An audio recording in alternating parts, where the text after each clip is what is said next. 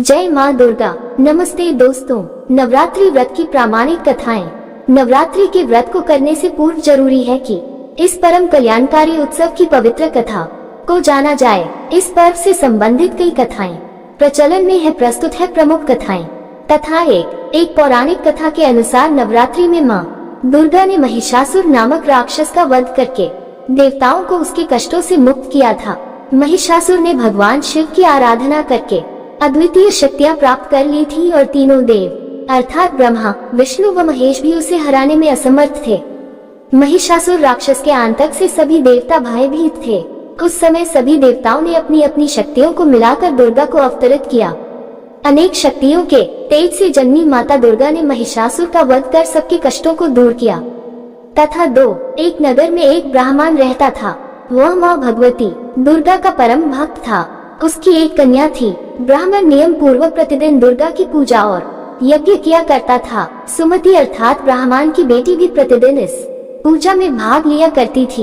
एक दिन सुमति खेलने में व्यस्त होने के कारण भगवती पूजा में शामिल नहीं हो सकी। ये देख उसके पिता को क्रोध आ गया और क्रोधवश उसके पिता ने कहा कि वह उसका विवाह किसी दरिद्र और कोढ़ी से करेगा।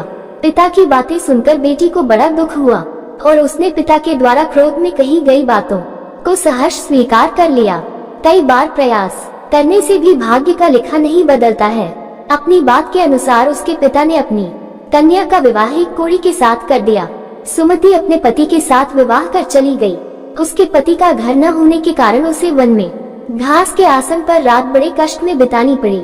गरीब कन्या की ये दशा देखकर माता भगवती उसके द्वारा पिछले जन्म में की गई उसके पुण्य प्रभाव से प्रकट हुई और सुमति से बोली, हे कन्या, मैं तुम पर प्रसन्न हूँ। मैं तुम्हें कुछ देना चाहती हूँ, मांगो क्या मांगती हो। इस पर सुमति ने उनसे पूछा कि आप मेरी किस बात पर प्रसन्न हैं। कन्या की यह बात सुनकर देवी कहने लगी, मैं तुम पर पूर्व जन्म के तुम्हारे पुण्य के प्रभाव से प्रसन्न हूँ। तुम पूर्व जन्म में भील की पतिव्रता स्त्री थी।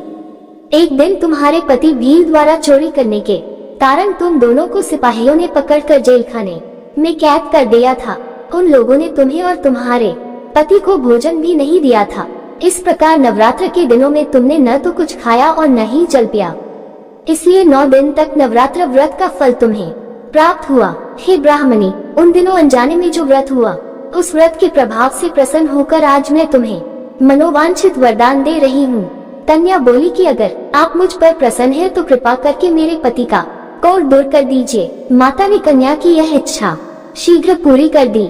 उसके पति का शरीर माता भगवती की कृपा से रोगहीन हो गया तथा 3 रामायण के एक प्रसंग के अनुसार भगवान श्री राम, लक्ष्मण, हनुमान व समस्त वानर सेना द्वारा आश्विन शुक्ल प्रतिपदा से नवमी तक 9 दिनों तक माता शक्ति की उपासना कर दशमी तिथि को लंका पर आक्रमण प्राप्त किया था। इस तरह नवरात्रों में माता दुर्गा की पूजा करने की प्रथा के पीछे कई कथाएं प्रचलित हैं, जिसके बाद से ही नवरात्रि का पर्व आरंभ हुआ और माता दुर्गा की पूजा होने लगी।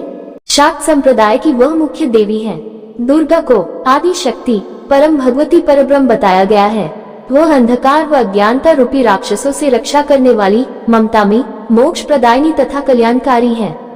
उनके बारे में मान्यता है कि वे शांति, समृद्धि तथा धर्म पर आघात करने वाली राक्षसी शक्तियों का विनाश करती हैं। एक कथा के अनुसार माता भगवती देवी दुर्गा ने महिषासुर नामक असुर के साथ 9 दिन तक युद्ध किया। उसके बाद नवमी की रात्रि को उसका वध किया। उस समय से देवी माता को महिषासुर मर्दिनी के नाम से जाना जाता है। तभी से माँ दुर्गा की शक्ति को समर्पित नवरात्रि का व्रत करते हुए इनके 9 स्वरूपों की पूजा की जाती है। हमारी चेतना के अंदर सतोगुण, रजोगुण और तमोगुण तीनों प्रकार के गुण व्याप्त हैं।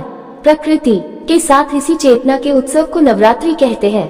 इन 9 दिनों में पहले 3 दिन तमोगुणी प्रकृति की आराधना करते हैं, दूसरे 3 दिन रजोगुणी और आखिरी 3 दिन सतोगुणी प्रकृति की आराधना का महत्व है।